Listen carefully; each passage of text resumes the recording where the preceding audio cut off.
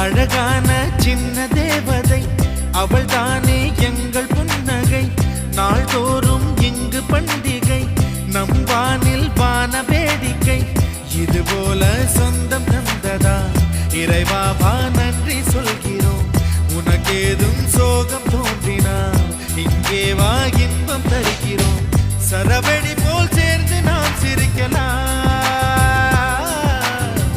அதிரடியாய் வாழ்ந்துதான் காட்டலாம்.